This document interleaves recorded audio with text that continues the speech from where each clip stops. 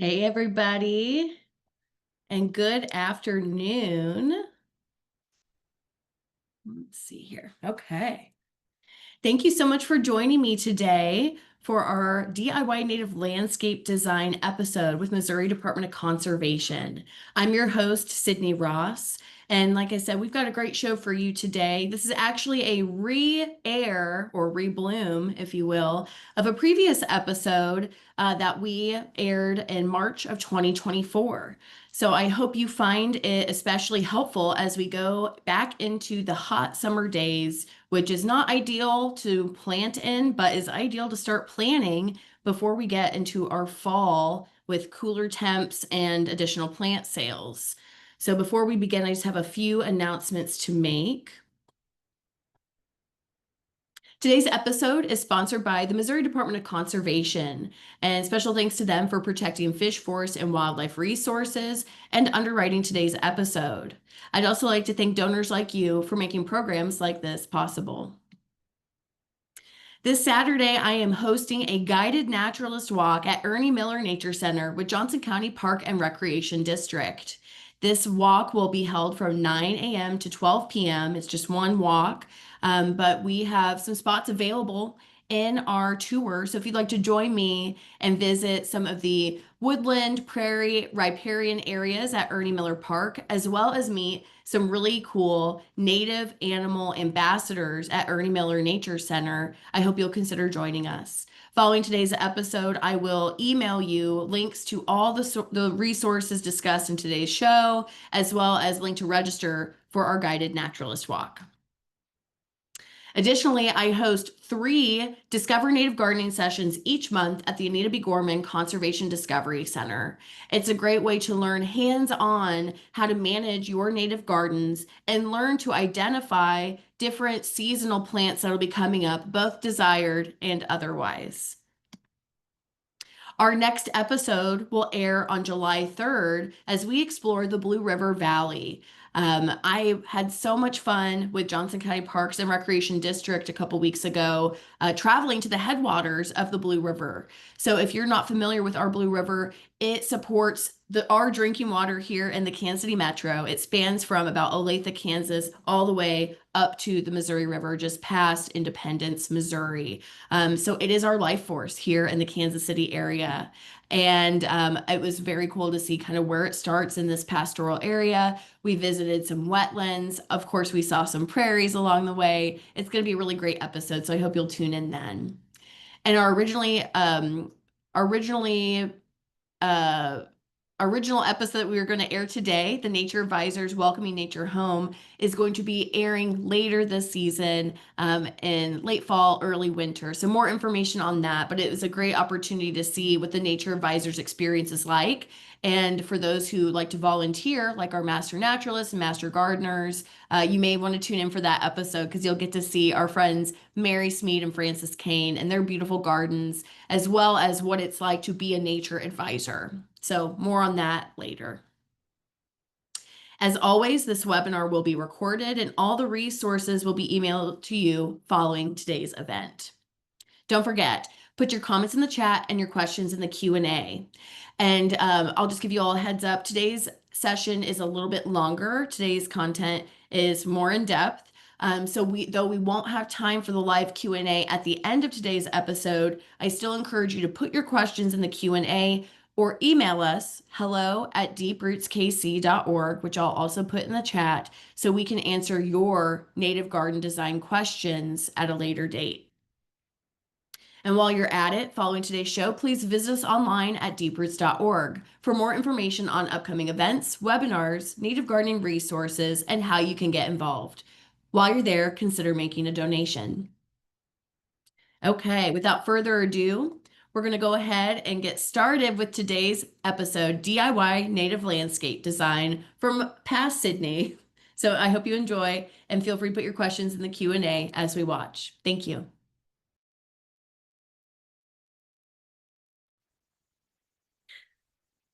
All right, so for today, our program overview is all about DIY native landscape design, but specifically I'll go into the value of observing your space, research and inspiration, visualizing your garden, designing your garden to scale, and a lot of personal anecdotes sprinkled in.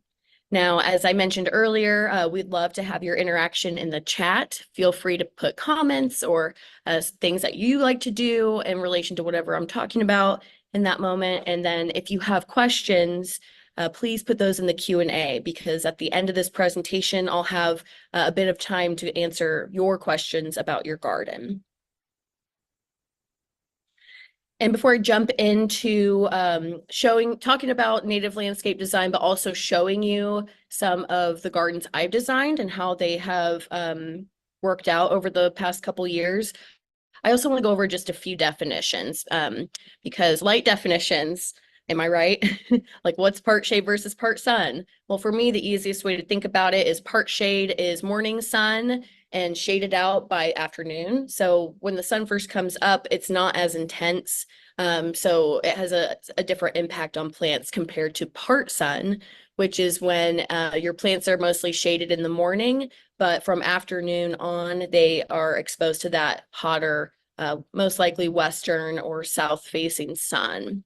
And then for full shade and full sun, may seem self-explanatory, but I like to encourage you all to kind of envision yourselves either in a woodland or in a prairie when you think about those two types of sun requirements.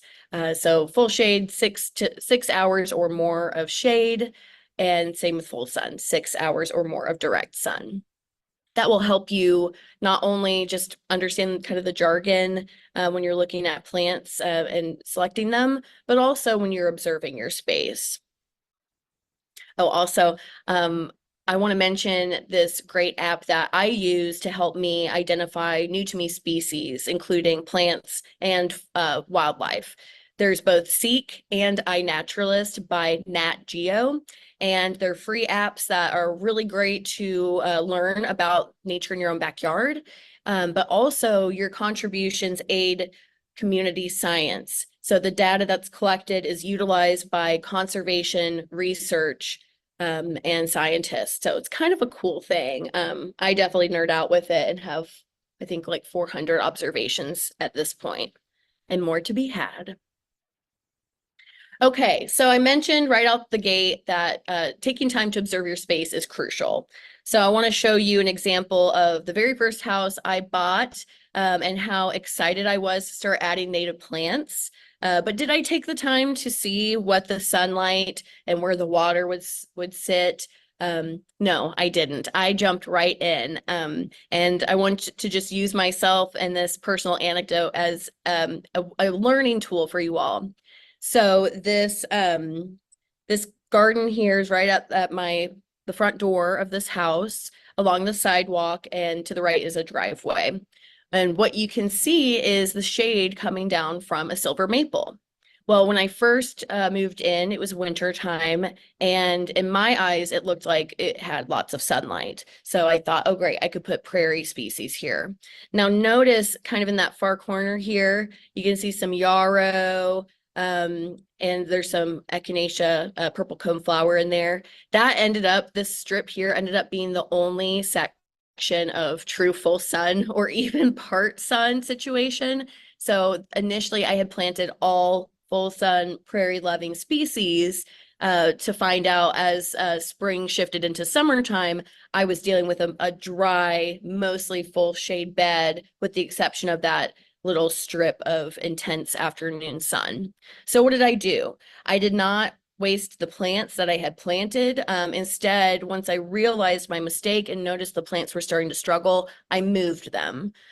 So learn from your experiences, learn from my experiences, but there's things you can do to prevent this scenario from happening. And a lot of that has to do with doing a little bit of research on your end.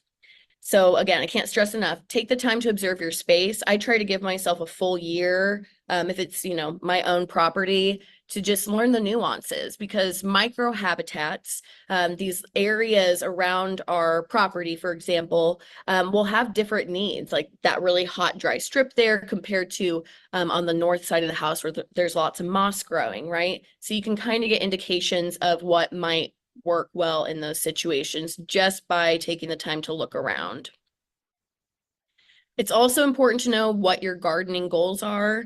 Gardening goals will ultimately, next to the type of site you have, will inform your plant decisions.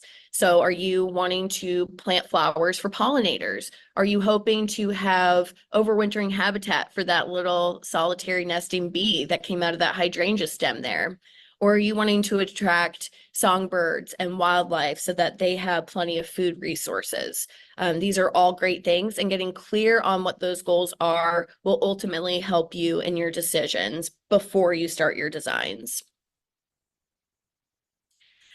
It's also important to know your invasive species. So let's just do a little definition here. A non-native invasive species is in this case, we're talking about plants. So non-native plant from a different country that has come over here due to human global transportation and is thriving in our climate. So I never villainize our wildlife or flora because it's truly not the plant's fault. It's actually our fault. So these plants do so well here because if you took the globe and you drew a line across, you'll find that these plants thrive in a very similar climate of ours. So the reason why they do so well here is because they have not the wildlife here has not evolved alongside it. So there aren't any biological pressures to keep these species in check. So they aren't eaten by insects rarely, or mammals or other wildlife, but they do spread really well, right? So I guess an example of honeysuckle and Callery pear, right? The fruit ripens, oh, even winter creeper, when the fruit ripens, the birds will eat it. And yes, though you're seeing them eat it, it's not high quality nutrition that they have evolved to need. So it actually can make them sick, but they do end up spreading it elsewhere. So a native plant could never be considered an invasive species. I just want to clarify that. Native plants can be prolific and good spreaders. I don't like to use negative terms for that either because I just think language is such an important and delicate thing. So being aware of what you have and why they're here, that kind of helps inform everything that I do anyway. So, and if you have invasive species in your landscape like winter creeper or shrub honeysuckle, it's important to have a plan on how to manage or remove it completely because in the case of shrub honeysuckle, Lonicera macchiae, it has a allelopathic chemical, which means that it inhibits or prohibits the growth of other plants around it. So as those berries fall in the fall, they are kind of like black walnuts, the juglone. It is it's adding that chemical to the ground and preventing other things from growing up around it. So set yourself up for success because if you try planting underneath or in some of these things, it's not even going to grow in the first place. One other thing I do want to mention is not only knowing like what invasive plants are in your yard, but just paying attention to what is already growing and succeeding in your yard. Again, those are clues to let you know what kind of site you have, what kind of sunlight, how much moisture is there, all that good stuff. So you'll hear right plant, right place. This phrase used to frustrate me to no end because when I first started with native plants, I didn't know which plants would go in the right places, so to speak. And a really great way to think about this, again, is look to Mother Nature. I like to go out into the wild. These are photos I took on the left at Bluebell Valley, here in Kansas City, and then on the right at near Paintbrush Prairie and Cole Camp. When you go out into nature, you already see these natural communities who have been working together for thousands of years. You know, they've evolved together. They have a very intricate and deep relationship. And they're often, if you see them growing naturally, that could be a good clue of what might work well in a similar situation at your home or in your landscape. But also, even though some plants do better in certain situations, I'm not above experimenting and pushing the boundaries. So I think a little calculated risk can be a good thing. And of course, before you start your designs, I want you to get inspired. come out and visit us at the Anita B. Gorman Conservation Discovery Center. Go to Burr Oak Woods or your local MDC Nature Center or conservation area, just to see what looks good. What do you like? For me, being a very visual person, I'm constantly taking photos. And actually, the past 3 winters, I've done a very good job of going back through all my photos to kind of see, just to take a look back at what was going on in the landscape in the prior year, because there's so much good stuff out there. I couldn't possibly keep it all in my head. These are just some really beautiful plant combinations that I've so just thinking about that. And if your gardening goals are to have blooms or something of visual interest throughout the year, this is also a great way to look back on your phone. Your phones categorize your images by month or even by geolocation. So you can kind of see, figure out what was in bloom when, so that you can fill in those gaps and make sure you have something of interest throughout the year. And do your research. So this is a pretty like hardcore spreadsheet.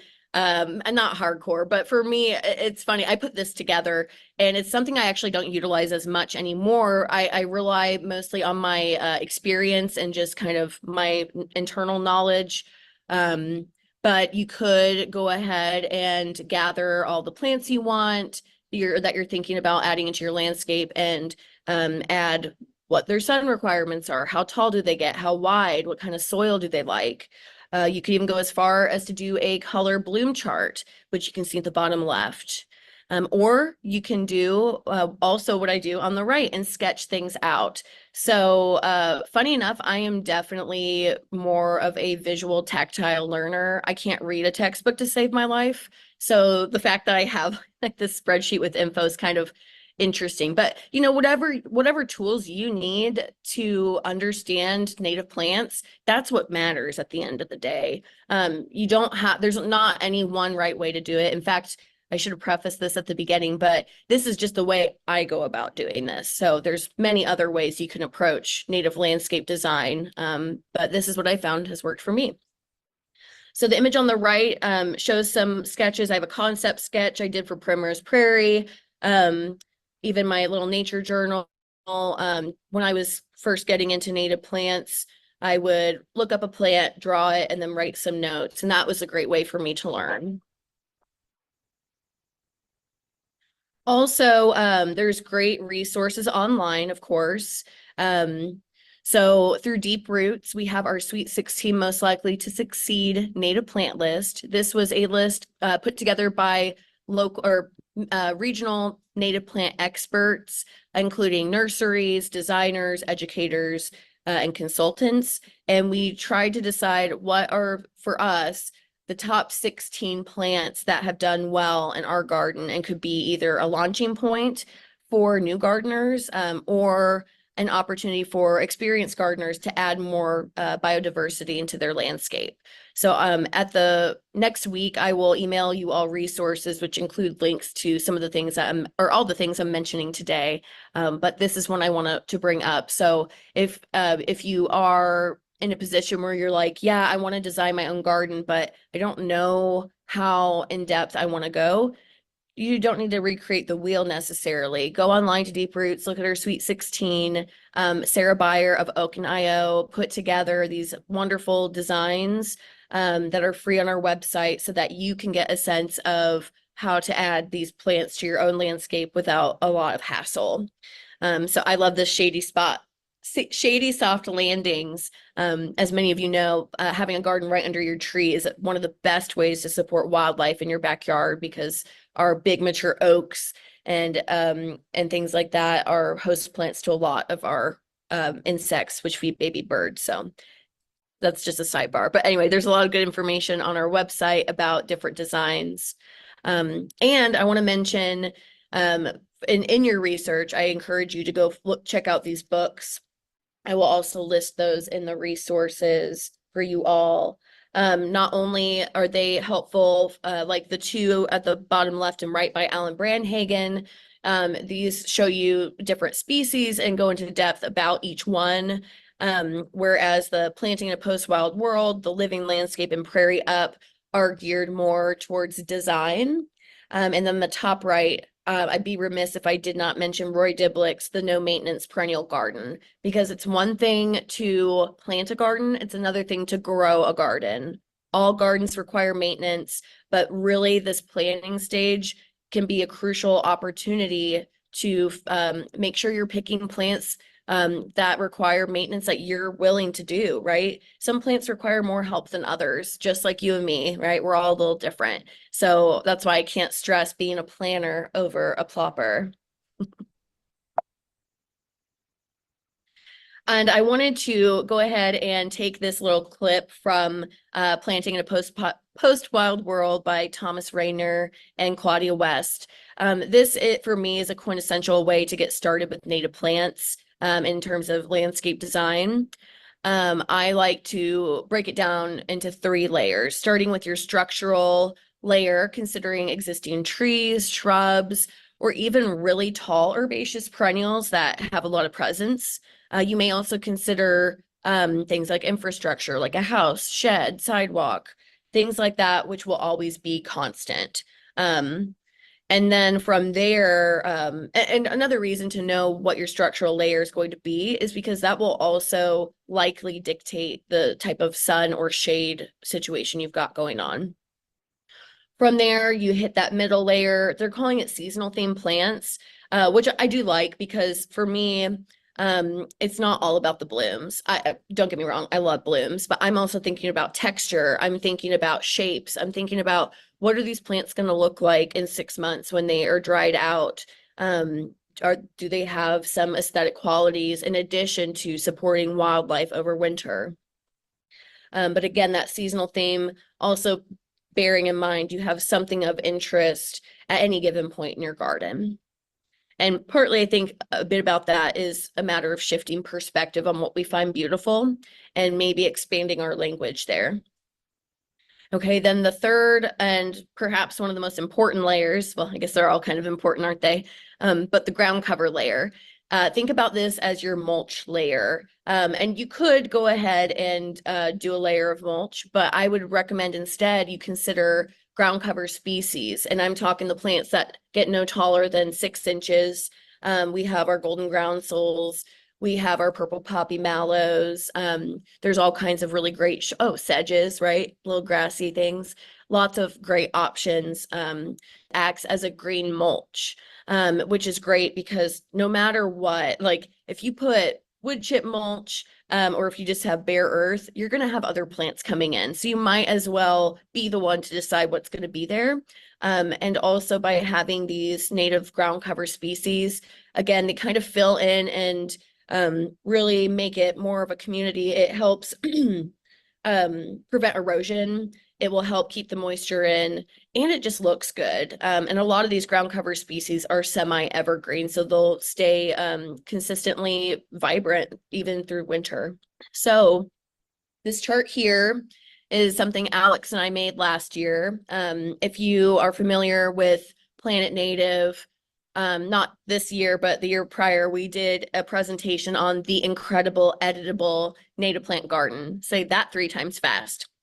I went ahead and brought this portion from that presentation because I find it especially useful when I'm faced with many options but need to focus and start small. And that is a big recommendation for all you new gardeners or anyone who's starting a native plant garden is you can go ahead and design the whole thing, but the work involved with actually installing it is a whole other game. So don't be afraid to start small and plant in shifts and waves. And this kind of chart really helps here. So at the top, we have the axes of height. And I, again, use that previous graphic to kind of show ground cover, middle, and then tall structural elements. And on the other side, I have light. So imagine that this is, let's say it's well, I guess I have a drawing that'll show you what this example is, but I went ahead and filled this in with some native species here. And again, this is a way for me to stay contained because as you'll see in some of my later designs, it's very easy for me to do a lot of biodiversity. But for those getting started, that can be really overwhelming. So set yourself up for success. In this case, the structural elements are existing trees in the landscape, plus a shrubby St. John's wort. And not only, oh, I guess in that previous one, that axis was light, but here I have season. So I mentioned the existing structural trees. I mentioned the shrubby St. John's wort, which will also look good summer through fall. And then in the middle ground, in this example, I've got pale purple coneflower, which is a spring bloomer, followed by prairie blazing star in the summer, and finishing out with side oats grama, a beautiful native grass that is really a wonderful addition to most native gardens. That will be that middle ground layer and really stand out in the fall. And then the final short layer in the spring, I've got rose verbena, followed by purple poppy mallow in the summer, and aromatic aster. Now, aromatic aster isn't necessarily a ground cover, I know, but in this case, I think it works well enough. And in this hypothetical scenario, you'll see kind of my intention there. So this, the chart I just showed you is related to what the activity I'm about to explain here. Again, this is one way of designing a garden by doing overlay sketches of your site. So what I recommend is get either 3 printed black and white copies of your space, or you can have one printed copy plus some tracing paper, and then get some color pencils. And for all of you out there, I'm pointing to you. If you think, oh, I'm not an artist, I can't do this. If you can grasp a pencil and do some scribbles, you can also do this, I swear. So taking from the species I put in that chart, I've now kind of sketched out what it would look like here in the landscape. So you can see the pale purple coneflowers, the rose verbena on the ground, as well as the existing trees. And then the little scrappy brown thing covering up the electrical box there is the shrubby St. John's wort. So advance into summer. I have the leaves filled out in the trees. The shrubby St. John's wort is blooming. We've got our blazing star, purple poppy mallow, side oats, and rose verbena is one of those that will continuously bloom throughout the year. We've even had it bloom in November before. So just having this progression so you can really visualize not only what it will look like at one moment, but throughout the year, because that's really important, right? Our gardens are dynamic. They're always changing. And this is a really great way to kind of visualize that. And again, you don't have to be an artist to do this. I really just scribbled on here. So since I had the rose verbena and the poppy mallow, I just tucked in some aromatic aster. Now in this hypothetical garden, I would likely cut the aster after it flowers just to kind of contain the seeds in this hypothetical tiny strip of garden at the Discovery Center. So that's just one way of kind of visualizing your garden, but we're going to jump into some other ways of doing it as well. Oh, and these are what those plants look like.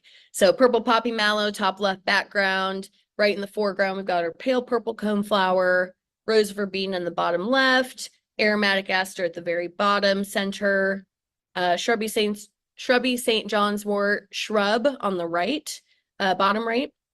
And above that is the prairie blazing star and side oats grama grass. This is another very similar approach. I was asked to help with the habitat restoration initiative here. They're doing some awesome work at Gillum Park. They've removed a ton of honeysuckle. If you're here in KC, go take a look. I'm really impressed. It's them and the KC Parks ambassadors. So, I got that confused. KC Parks ambassadors did the honeysuckle removal. Habitat restoration initiative is actively planting native plants in the landscape. Ideas for them. So this is also a great tool if you're trying to get like an HOA on board or even your partner, like show them your intention, right? I think that goes a long way in this process. And these are the plants referenced there. Oh, and I will mention, like, technically this sketch isn't completely accurate. Well, one is a sketch, it's not a photo, but most of those plants would not be blooming at the same time, which is why going back to the seasonal sketches can be really helpful in having accurate representation of your space. But this I've just volunteered my time for, so. Yeah, those are the plants I had in that hypothetical concept sketch. And again, there are so many ways to go about creating landscape designs. I really want you all to think of them to your garden. It's really just a way for you to organize your information so that you feel confident when you go out to start planting. So these are just lots of different examples of how garden designs look, right? They can be a little square, it could be an initial, it could be a swath of color. It doesn't really matter as long as you are reaching your goals at the end of the day.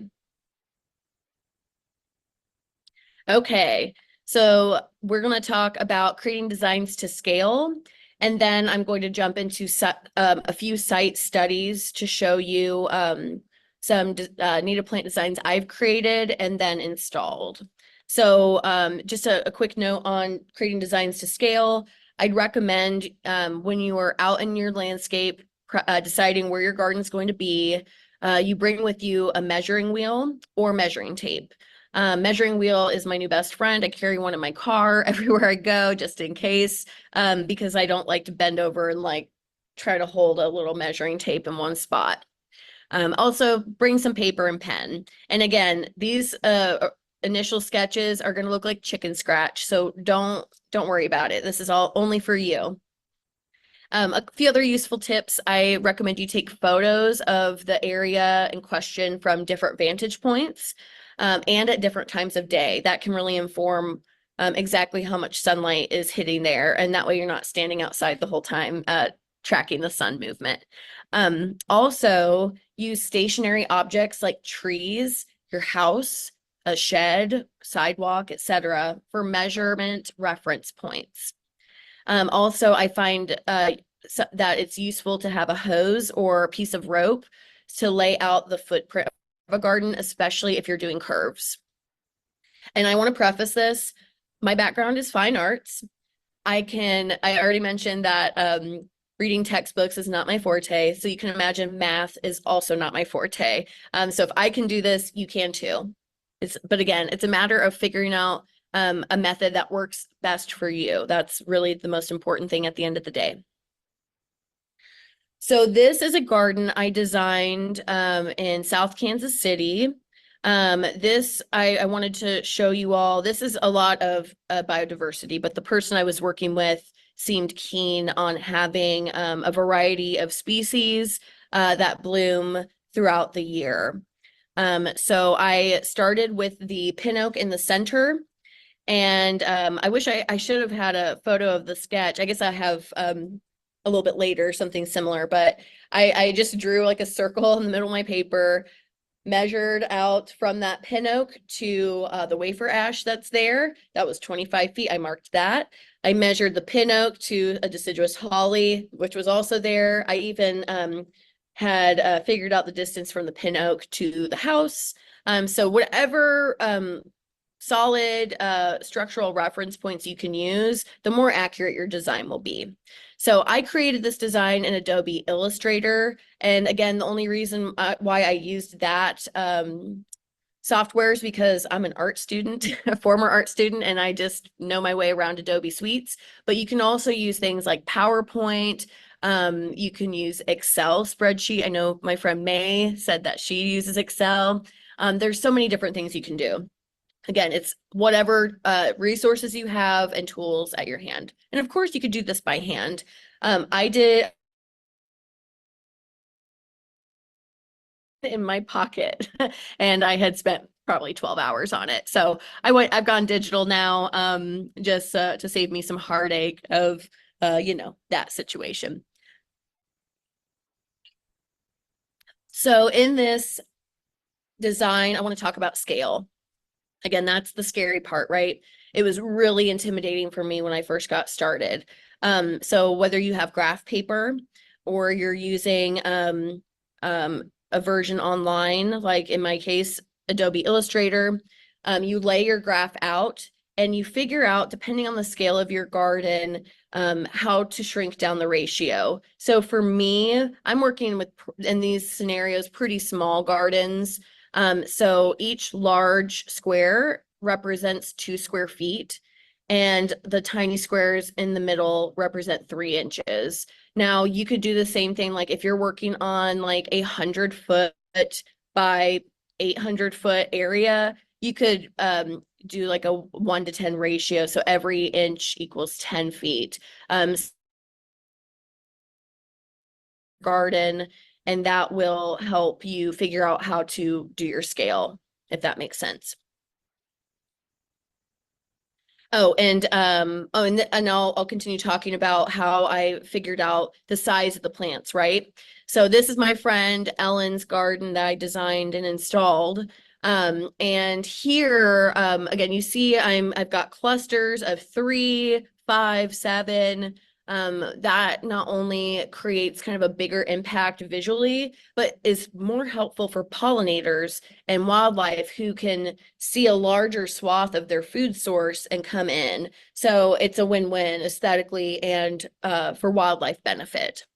So the way I determine the size of each plant represented on my graph here was actually determined by the growers. So when you buy your plants at our native plant sales at the Discovery Center or our local native plant nurseries, you will see a tag and it'll have size, like overall size of the plant, and sometimes it has spacing guidelines. So I really, I refer to the overall size of the plant, and I try to represent that in my design, because when you get little plants, they're so tiny, like little babies, but they do grow up, right? Just like you and me. So you want to make sure you are giving them enough space and knowing which plants prefer to be where. I did this design last year and installed it in the summertime, and I will show you and talk a little bit more about the successes and challenges. And this garden is in Kansas City off like 75th and just past Warnell. Native plant gardens are everywhere. So I want to talk a little bit about how we did this site from start to finish, just because, again, it's one thing to design a garden or plant a garden, it's another to grow a garden.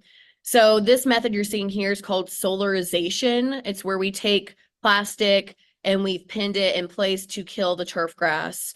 And you can, I don't know if you'll be able to see this, but there's a tiny bit of rope laying here that I used to create the curve of this garden bed. I didn't measure that. I just visually did what looked right. And you can see here these measurements. This was really an easy bed to design because 3 out of 4 of the sides are 90-degree angles. So I was able to get the measurements of all of those, figure out kind of the distance from the sidewalk to the steps up to their front door. And then again, that curve, I was able to get those measured points. Once I laid out my rope, I did that first, and then I went and took note of where this point is in relation to the back side of the sidewalk and this part of the sidewalk. Sorry, 2 sidewalks. Same with this reference point up here. And you can also use, you could put in like a stake and have reference points here and here every like 6 feet or so, depending on how accurate you want it. Now, again, if this is just for you, you can kind of fudge it a little bit because, again, these designs are more as a guideline and a roadmap for you to be on your way. So we solarized this in order to kill the existing turf grass. You can see we left some things like her irises and coreopsis.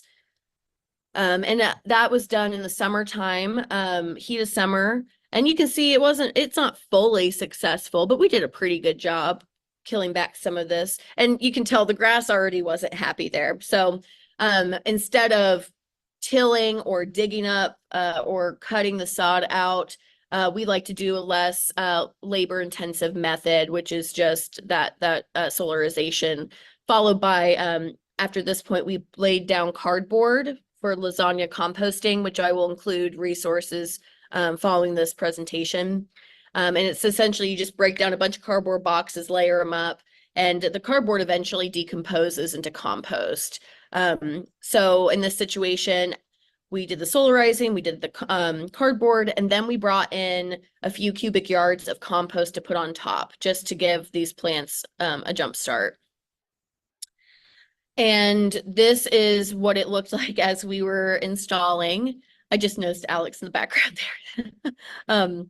So another recommendation is when you go to install, you'll have your design with you, but I think it's really important to lay out all your plants first and then start planting them in. That way you can really make sure you've got all the plants spread out as evenly as you want.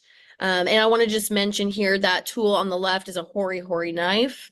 It is a great tool for cutting into that cardboard layer because when you're at this stage, you don't want to, the goal with the cardboard is to suppress weeds, right? I don't know if I mentioned that, but it's to suppress weeds because all that brand new compost is just begging for some plants to start growing in there, right?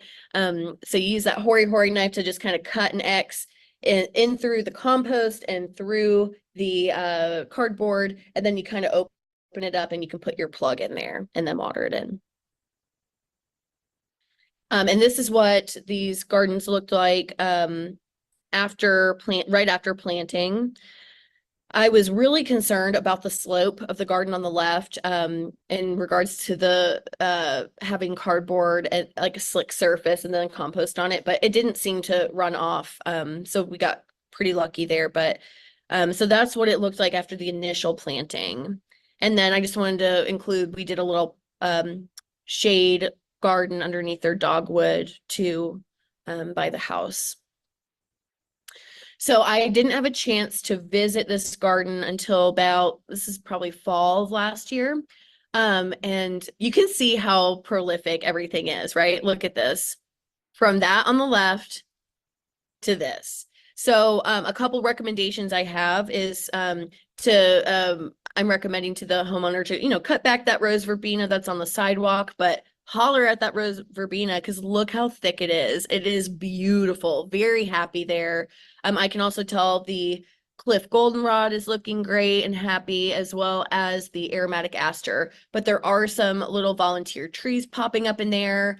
So it's important to be sure to pull those out. And then the recommendation of cutting the rose verbena back pretty soon, maybe here in the next few weeks, just to get everything going. Also, I just want to mention the value of having intentional borders in your garden. Native plants not always, but they have historically gotten a bad rap. But any garden can be beautiful. And I think it's a matter of shifting our social perspectives on what we find beautiful. So in the meantime, I encourage you all to install some kind of border. I typically end up mulching my gardens after I initially plant them. And then I don't do it again after that first initial mulching. And that's again, just to help with weed suppression. Because gardens take work, right? It takes a lot of work to maintain. So anything I can do to set myself up for success initially can be helpful. Oh, and yeah, borders are also just really important, and signage, right? Signage is important to let your neighbors know what's going on, right? Since it is kind of becoming a more normalized thing, having native gardens in your front yard and replacing your lawn. But that just helps further the efforts. Okay, so I have a few more site studies I want to go over. This is Primrose Prairie. You're thinking, what? That's not Primrose Prairie. I've seen Primrose Prairie.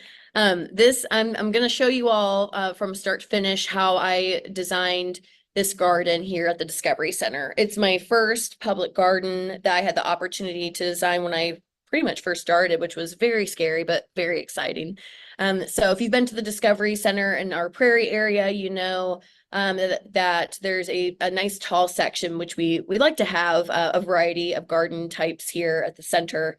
But this section It's mostly white crown beard. It's got a little bit of cut plant, which I love, but a lot of tall ragweed. So we went ahead and they said, okay, Sid, you're going to take this little strip here and turn it into something cool. So I said, all right.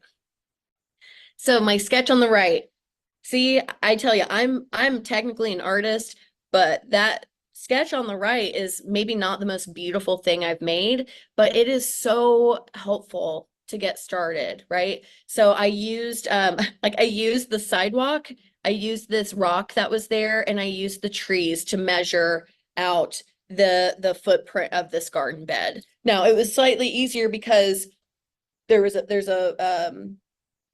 a mulch path on the south side of the proposed bed. But yeah, so any way you can get from A to Z with your native gardening designs, that's all that matters. It doesn't matter how beautiful or ugly they are, if it's for you, you know. I also made note of the directions, right? Where's north? And what are my structural elements? So these two hackberries here, though they're on the north side of the garden, they do overhang just enough to cast some shade. I also, knowing what was growing in that bed before, was able to determine that, or at least I had an idea that from the hackberry. And then here on the left, you saw that image before, just concept sketches. I want to mention though that colorful little blobby thing there in the middle. That is just me filling out with color to get a sense of what the blooms will look like at any given moment. So again, that's just a way for me to wrap my head around all this. And here's the crazy design I came up with. So I would not recommend you have this many species in your garden if you are just getting started. I mean, you can totally go for it. I'm sure I've got friends out there like May saying, no, more is better. But I really do think it's a lot easier to start with fewer species and then expand from there. But did I listen to my own advice? No. So I went ahead and created this plan called Primrose Prairie. I actually don't even have all the species listed on here because I ended up, after we did the initial install, started adding other little plants here and there, which is also the beauty, right?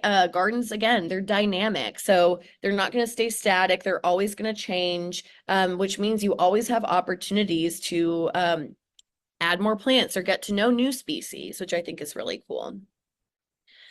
So I want you all to guess how many plants are in this design. Feel free to put it in the chat if you'd like, but there are so many plants here. And I'm just curious if you have any guesses. Okay, someone said, oh, that's funny. I don't know how someone signed in as me. That's weird. Cydney Ross says 250 species. We have actually, we have 500 species in this garden. Not species, I'm sorry, plants. We have 500 plants in this garden and over 20 species. But for our situation here, scraping this section was necessary because the seed bank is just overloaded with both ragweed and crownbeard and passion vine and all kinds of wonderful plants, but plants that we don't want to have to the plants that we don't want to outcompete the new plants that we were going to install. So we had the opportunity to scrape the surface, bring in some new compost. But if you don't have those means, which would make a lot of sense, consider doing that solarization and lasagna compost method. That is it'll get you to a similar result in terms of suppressing weeds and just getting the plants set up. And after we added the compost and went rock shopping, which was probably the coolest thing I've ever done, we also installed this nice sandstone rock border here to kind of, again, show that intentionality within this garden, to delineate that this is indeed a garden and not a place for people to walk in, right? And also, as a garden is in progress, you could always have a sign that indicates that. I know we had like a construction sign up or something, or bamboo hoops or just, you know, something to kind of show like this is, we're intentionally doing something here. So I had the opportunity to source our native plants from several local native nurseries, including City Roots Nursery, So Wild Natives, and Missouri Wildflower Nursery. Those three, there's a handful of native plant nurseries here in Kansas City. Missouri Wildflower Nurseries out in Jeff City, or Brazito, actually, Missouri. But we're just so fortunate here to have access to lots of native plants.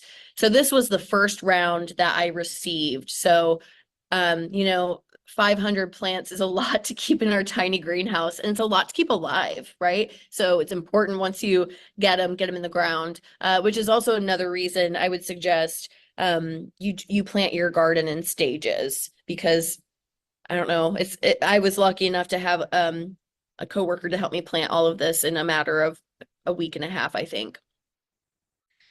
And here's what the garden looks like now. So this is my baby, my pride and joy Primrose Prairie.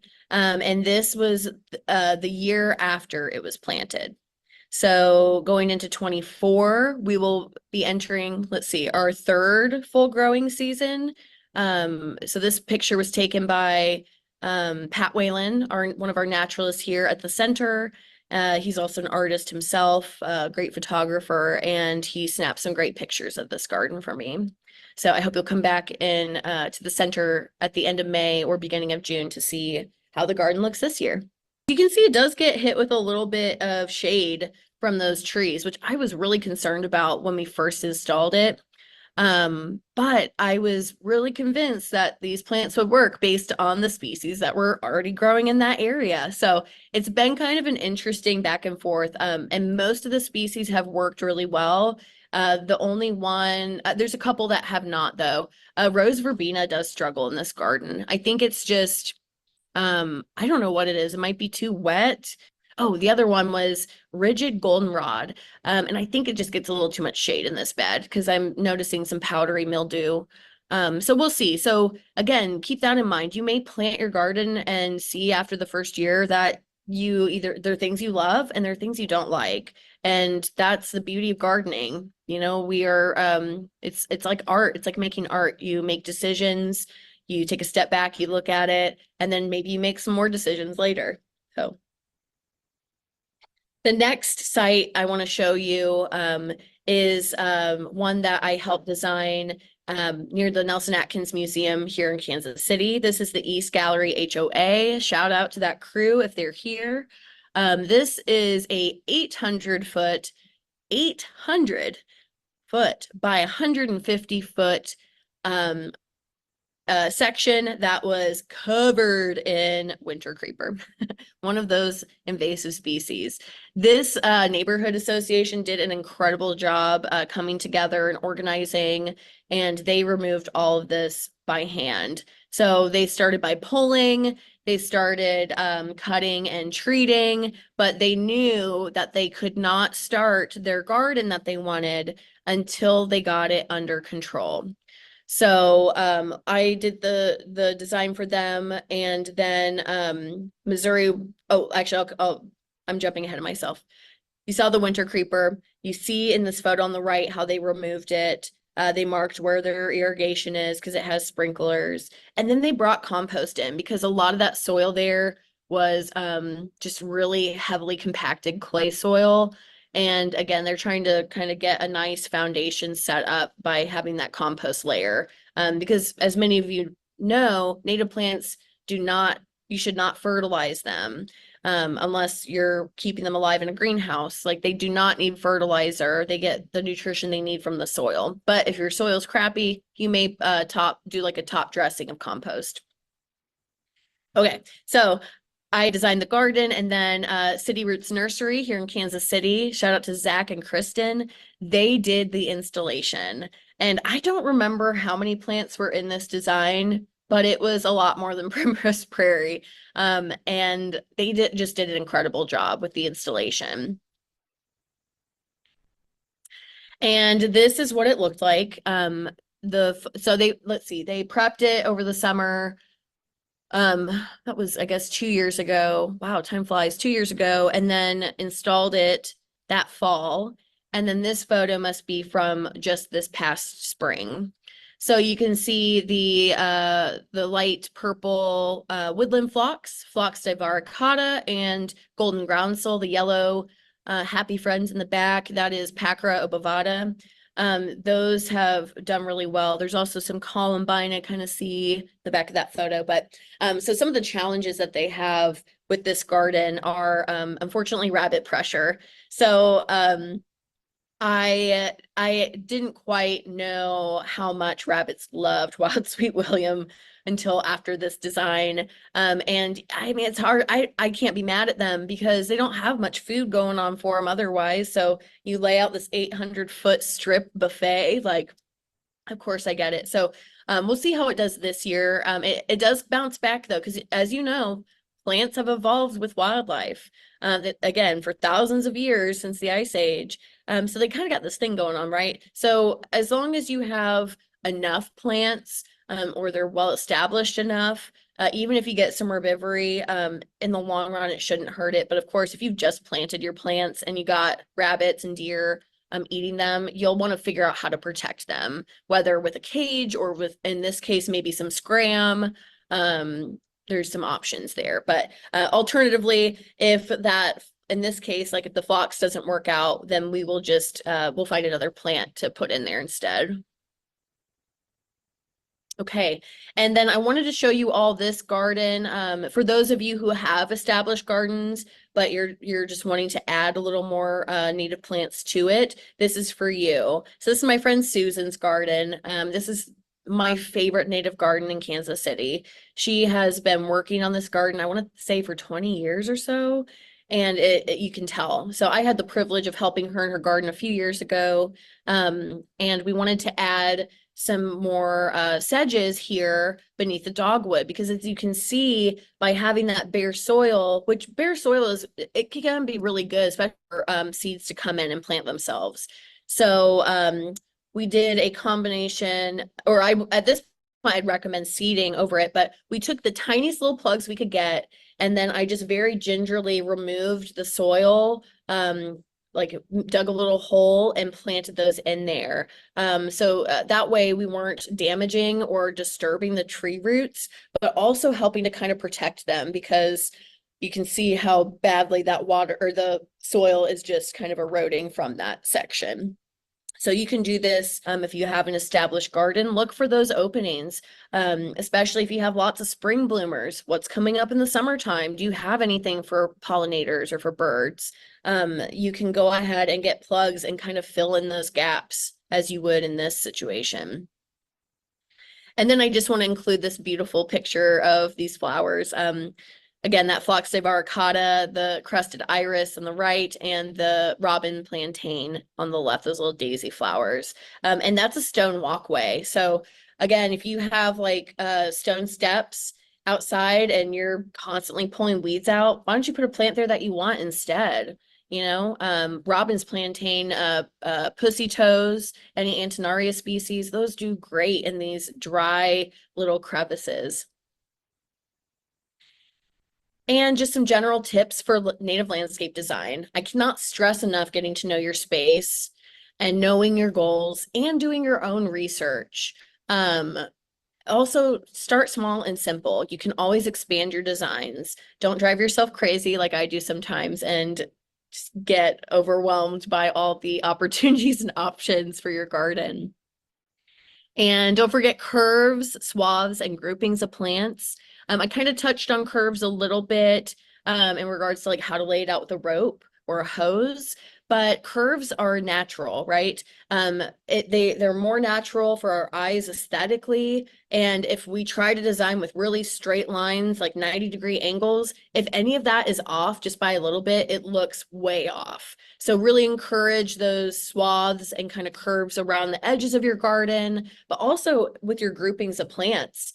You know, if you want to do clusters of a few plants here, maybe later you end up expanding that or letting them go to seed so they increase into a swath. But again, those larger, like more intentional groupings not only look better, but are easier for wildlife to find the food sources. And just don't forget, gardens are dynamic, just like you and me. And you got to embrace change in your garden each season and over the years. That's really the best way to get to know your garden and work with nature.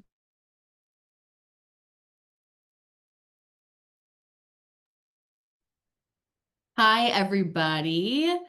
I hope you enjoyed today's episode of DIY native landscape design. As I mentioned at the beginning of the show, this was a program I offered back in March of 2024, and a lot of what I said then still holds up for me today. So I want to thank you all for tuning in. As I mentioned also at the top of the show, given the length of today's presentation, we don't have time for a live Q&A, but I highly encourage you all to send in your questions.